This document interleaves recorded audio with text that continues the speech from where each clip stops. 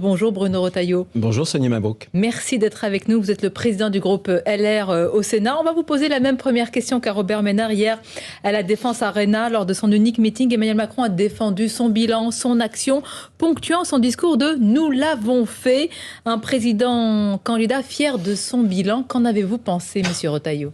C'est un vrai comédien, c'est un homme de théâtre. On a dit que M. Zelensky était un comédien qui était devenu un président. Emmanuel Macron, c'est l'inverse. Il était président, il est devenu un vrai acteur de théâtre. Pourquoi je le dis? Il a vanté son bilan. Mais quel est son bilan? Sur le plan de l'ordre dans la rue, qu'a-t-il fait? Son quinquennat, c'est 32% de violence physique en plus. Là aussi, sur tous les items, c'est l'explosion sur les agressions sexuelles, surtout les agressions contre les policiers, les gendarmes, sur l'immigration. Il n'y a jamais eu autant de flux migratoires en France. Il a même été le seul chef de l'État à élargir les conditions du regroupement familial. Sur l'école, je lui ai même entendu dire qu'il allait remettre les maths pour la terminale. Mais c'est lui qui les a supprimés il y a 3 ans avec la réforme du bac. Faut-il avoir perdu toute mémoire pour ne pas s'en souvenir? Et puis la France est mal gérée. On est désormais, c'est la Cour des comptes qui le dit, en extrême vulnérabilité, puisque en matière de déficit commercial, de déficit public, d'endettement, c'est la grande divergence avec l'Allemagne. On a pratiquement 114% par rapport au PIB d'endettement. L'Allemagne, c'est moins de 70%. Ça veut dire que la France se déclasse, qu'il y a un appauvrissement. Les Français le sentent. Pourquoi est-ce que le pouvoir d'achat revient en tête de gondole sur cette élection? Parce qu'il y a le sentiment du déclassement, de l'appauvrissement. Il y a 20 ans seulement, le niveau de vie entre un Allemand et un Français était le même. Et aujourd'hui, c'est 5 000 euros. Oui. Ce sont des grands et vrais sujets, Bruno Retailleau. Alors, il faut faire attention, et surtout à une semaine du premier tour, à ne pas accorder une trop grande importance aux sondages. Malgré tout, ils sont une photographie à l'instant T. Comment expliquez-vous cette distorsion entre ce que vous décrivez et qui ne peut faire que mal aux Français qui aiment leur pays, si telle est la réalité, telle que vous la dites, et les sondages à l'heure actuelle qui placent toujours ce président candidat, malgré tout, loin devant? Il y a 2 explications. La première, attention, les sondages, j'étais, moi, candidat il y a moins d'1 an au régional. On prédisait que les Pays de la Loire allaient basculer à gauche. Et en réalité, on a mis plus de 12 points par rapport à notre compétiteur de gauche. Hervé Morin me disait qu'en Normandie, c'était plus de 15 points. Plus l'abstention est forte, plus les sondeurs se trompent. Puis il y a évidemment une autre raison, ça a été l'Ukraine. Ça a été aussi l'application méticuleuse qu'a eu Emmanuel Macron à ne pas rentrer en campagne. Vraiment, il a fait campagne d'ailleurs. Il a fait campagne avec le chéquier des Français. Depuis des mois et des mois au Sénat, on a établi un compteur depuis le mois de septembre sur ses promesses par milliards. On est à plus de 30 milliards d'euros. Mais en réalité, il a tout fait pour ne pas s'expliquer sur son bilan. Et c'est grave d'ailleurs dans cette campagne, parce qu'une campagne, la démocratie, c'est d'abord de rendre des comptes sur un bilan. Il n'a pas voulu, tout simplement parce qu'il aura sans doute un des pires bilans de la Ve République. Et puis aussi, le problème, c'est qu'une démocratie, c'est de s'engager, d'avoir un pacte avec la nation en étant clair sur les réformes. Qu'est-ce que vont retenir les Français de son projet? Je ne le sais pas. Puisqu'on évoquait les sondages à l'instant avec Sonia, comment est-ce que vous expliquez, en revanche, les faibles sondages de votre candidate, les faibles intentions de vote de votre candidate? J'explique d'abord parce que c'était une candidate du fond. Elle a accordé beaucoup d'importance au projet, avec des mesures qui sont chiffrées, qui sont sérieuses. Cette campagne a fait disparaître, si j'ose dire, le sérieux. Et on est rendu à un point, je trouve, de pipolisation, où les qualités pour gagner ne sont peut-être plus les qualités pour exercer le pouvoir. Et ça, c'est un Entre vrai la conquête problème. Et l'exercice, c'est Entre différent. la conquête et l'exercice du pouvoir. Il y a quelque chose de très symbolique. Elle m'a confié les 100 jours, d'ailleurs. Les 100 jours, c'est quoi? C'est essayer de dire, on va y aller vite pour aller fort. Parce que quand on laisse passer les mois, les promesses s'envolent. Il faut sortir de l'impuissance publique, donc profiter du tout début du quinquennat pour faire les vraies réformes.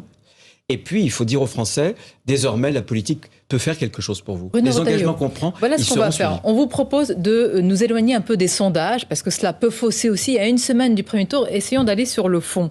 Votre électorat, plus que tout autre, est sensible aux réflexes légitimistes. C'est le cas. Absolument. Bon. Donc, en cette période troublée de guerre, comment comptez-vous faire pour déjouer finalement ce réflexe qui tente à prolonger de nouveau le mandat d'Emmanuel Macron, même si peut-être certains de vos électeurs sont tentés par Valérie Pécresse? Je pense qu'il y a une sorte de désescalade en Ukraine. On voit que les négociations commencent non pas à aboutir, mais pourraient un peu avancer. Et on le voit d'ailleurs dans vos propres journaux, où vous n'ouvrez plus systématiquement vos journaux sur l'Ukraine. Donc il y a une prise de distance. Et j'espère que dans cette prise de distance, dans cette dernière semaine, les gens reviendront à un certain nombre de faits objectifs. Vous y croyez une semaine pour faire basculer... Le bilan d'Emmanuel Macron, ouais. C'est la vérité. C'est la vérité et c'est le courage. Est-ce qu'Emmanuel Macron a proposé d'établir des quotas par pays, par métier pour l'immigration, changer la Constitution pour bloquer l'immigration? Non. Est-ce que Emmanuel Macron propose de changer la justice pour avoir des courtes peines, des doubles peines, des peines minimales? Non. J'espère que les Français se rendront compte que, en réalité, M. Macron parle. Régis Debray avait une phrase que je trouve merveilleuse. Il disait « moins ça peut, plus ça cause ». Alors, il y a un thème en sciences politiques, ça s'appelle ça la conversation de la dernière semaine. C'est-à-dire de quoi les électeurs parleront-ils en se rendant aux urnes? Est-ce que le scandale, ce qu'on appelle le scandale McKinsey, risque d'être le sujet sur lequel vous miserez en espérant faire basculer dans cette dernière semaine les électeurs?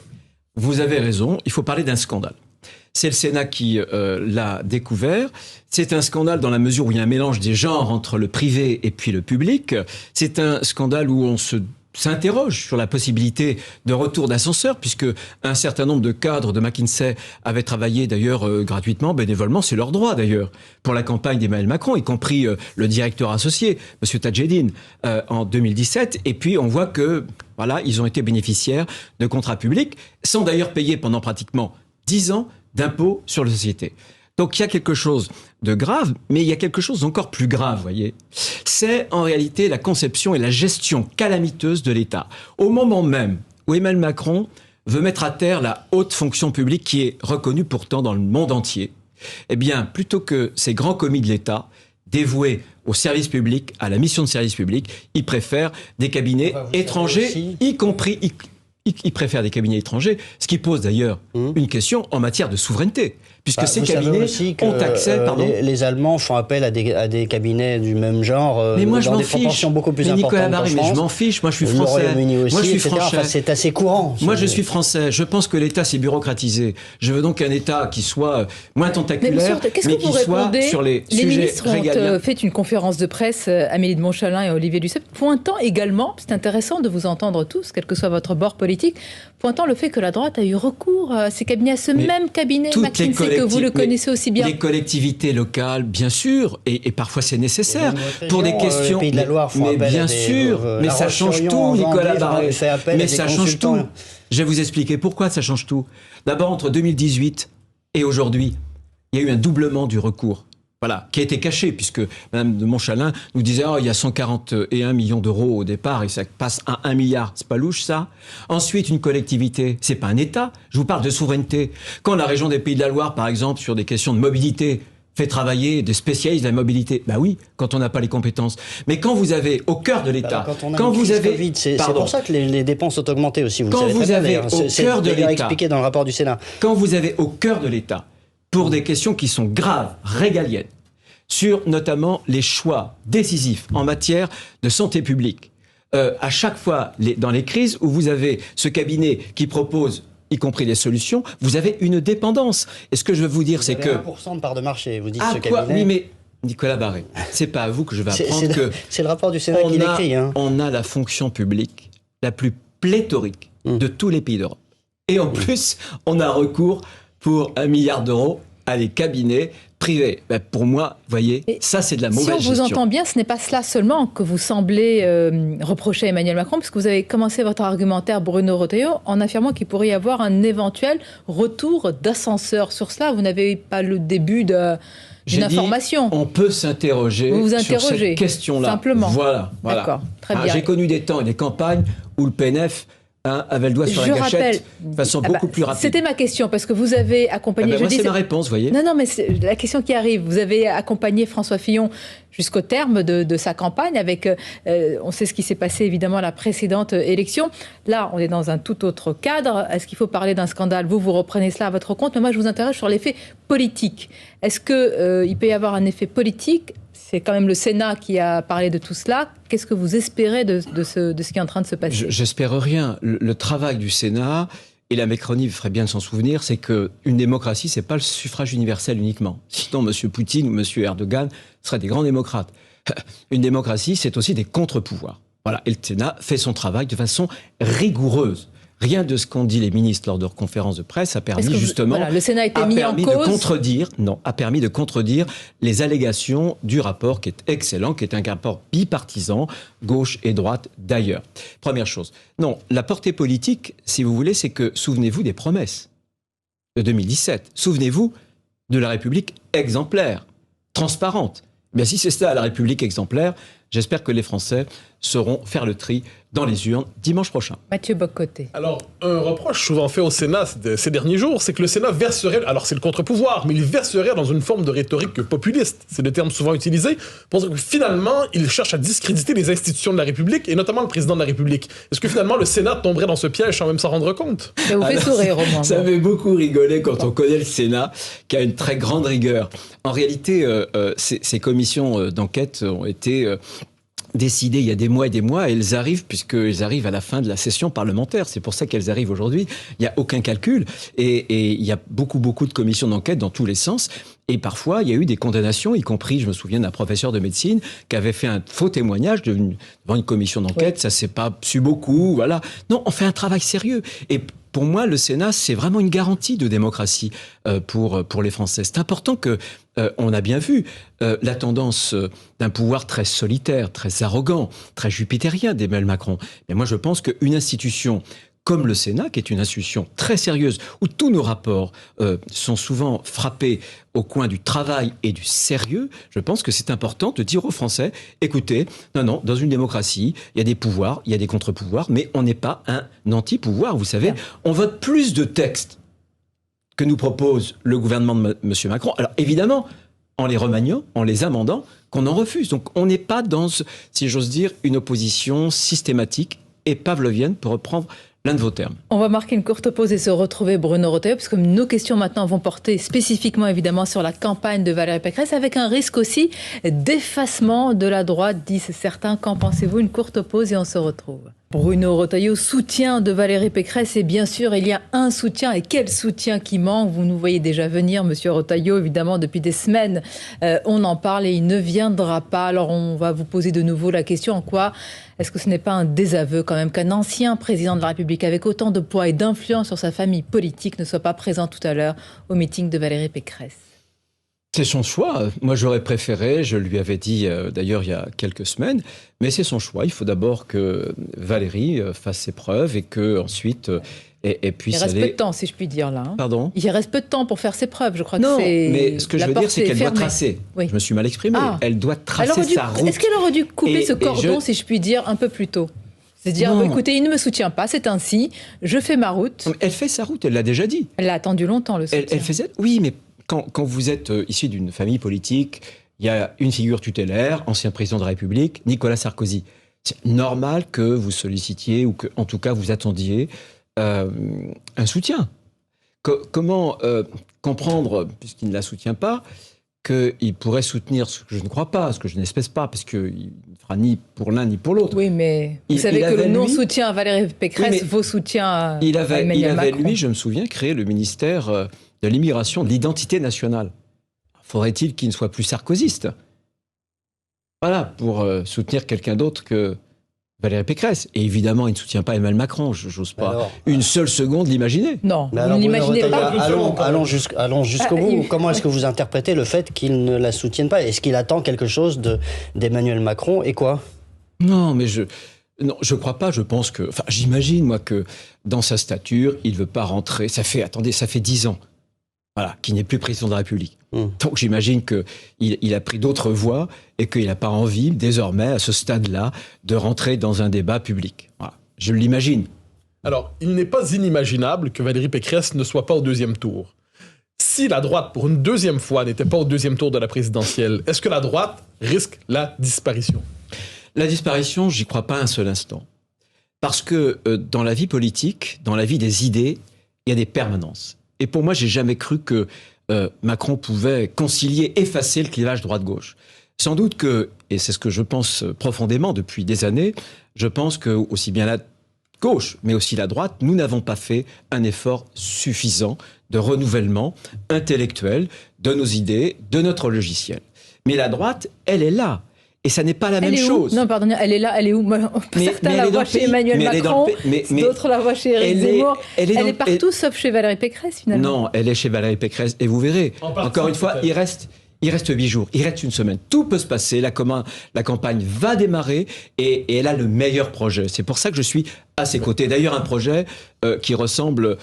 pas comme de gouttes d'eau, mais de façon très proche à celui de François Fillon. Elle dit qu'elle a le meilleur projet, mais vous savez, en homme de droite, et vous savez très bien que la Ve République, c'est évidemment un homme, une femme et le peuple. Mais parlez-nous, elle, très bien le projet, on a compris, vous avez travaillé, mais sur la candidate, qu'est-ce qui lui a manqué ? Moi, je pense que la candidate, elle a un discours qui est assez moderne d'ailleurs, très factuel, très concret et assez humble. Et dis-moi, mon problème, c'est de redresser la France. Et elle tient compte de notre expérience. La droite a un passé, mais parfois ça a été un passif. Parce qu'on n'a pas fait suffisamment. On n'en a pas fait trop peu, on n'en a pas fait assez. Et elle s'est consacrée pendant des mois et des mois à un projet méticuleusement préparé, mais surtout, elle a dit « je vais le faire ». Pour la première fois, on va faire ce qu'aucun autre gouvernement tous dans les 100 premiers tout jours. Le monde dit on va faire. Est-ce que son problème n'est pas que son projet ressemble plus à celui d'Emmanuel Macron qu'à celui de François Fillon, ce que vous venez de dire? Vous voulez rire? François Fillon voulait supprimer un demi-million de postes de fonctionnaires. Non, mais elle veut supprimer 200 000 fonctionnaires. Vous croyez que M. Macron veut supprimer un poste dans la fonction publique? Il ajoute même le cabinet McKinsey. Vous pensez que sur la justice, sur l'ordre... Attendez, avec le programme d'Emmanuel Macron. Vous pensez un seul instant que M. Emmanuel Macron veut établir des quotas pour réduire l'immigration, changer la Constitution, pour faire prévaloir la souveraineté nationale, la souveraineté populaire? Pensez-vous qu'Emmanuel Macron veut faire en sorte qu'on quitte le laxisme judiciaire? Vous avez devant vous, il y a quelques semaines, il y a quelques mois, un magistrat qui propose sur Internet sa fille de 12 ans, qui la propose à la prostitution.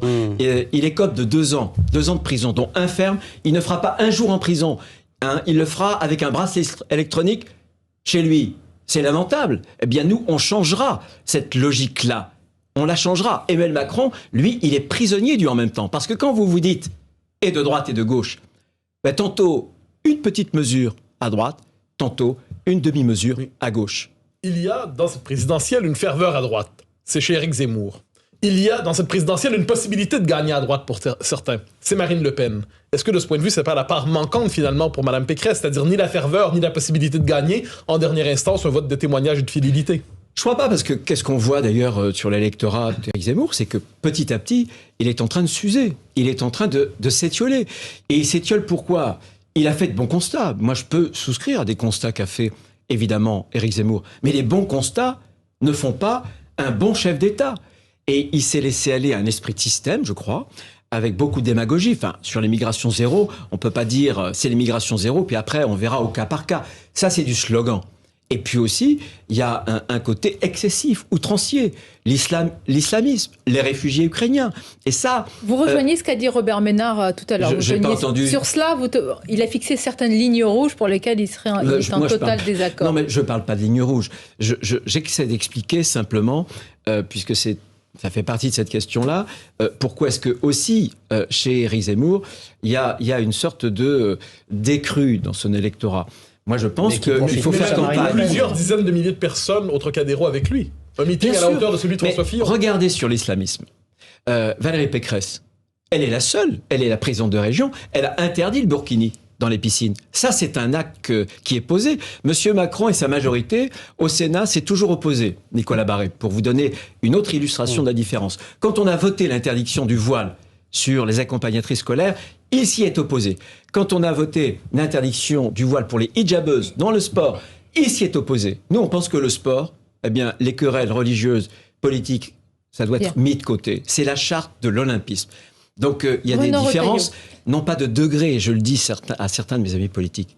La différence entre Emmanuel Macron et nous, ce n'est pas une différence de degré, c'est une différence de nature. Très bien. Alors, on entend vos différences et on comprend qu'avec Valérie Pécresse, en tout cas, les choses seront faites, dites-vous. C'est votre principal argument. C'est aussi... Et courageusement faites, croyez-moi.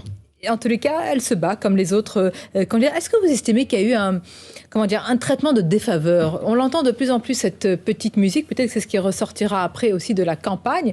Je ne dis pas ce sont les médias, je dis même son entourage. Est-ce qu'elle a été suffisante? On vous voit, vous, ici, la soutenir. Est-ce qu'il y a eu un traitement que vous estimez déséquilibré, on va dire? Je l'estime d'autant plus que je l'ai déclaré il y a quelques semaines, qu'elle a eu un traitement de défaveur. Toutes les attaques médiatiques, politiques ont convergé vers elle. Pour une seule raison, c'est que... de dire que les autres n'ont pas été la cible. Bien sûr, mais elle a été quand même une cible pendant des semaines et des semaines d'attaques qui ont été convergentes, et elle a été la femme à abattre. Sans doute pour une raison, c'est que pour Emmanuel Macron, elle représentait le vrai risque d'être battue au second tour, et je pense aussi pour Marine Le Pen et pour Éric Zemmour, le risque de la crédibilité qu'elle opposait par son projet à leur projet à eux. Et c'est la raison pour laquelle, je pense, il y a eu un régime de défaveur. Mais bon, dans une bataille politique, il faut tout prendre. Et je pense que les Français aussi veulent des hommes et des femmes politiques qui soient un peu cicatrisés, qui disent les choses. Monsieur Retailleau, vous, au soir du premier tour, avec, on va imaginer tous les scénarios, y compris celui qui semble, en tout cas, pour l'instant, le plus plausible, Emmanuel Macron, Marine Le Pen, votre vote est évident. Ça fait pas la première fois, Sonia Mabrouk, que vous tentez de m'extorquer une réponse sur le second tour. Je n'ai qu'une seule ligne. Je me bats, moi, et j'ai besoin de mon énergie, de mon enthousiasme pour le premier tour. L'élection présidentielle, c'est pas The Voice. Il y a 2 mois, la question c'était alors, si M. Zemmour est second tour, vous voterez Zemmour? Maintenant, c'est Mme Le Pen. Est-ce que vous voterez Le Pen ou Macron? Et demain, est-ce que vous voterez Mélenchon? Non.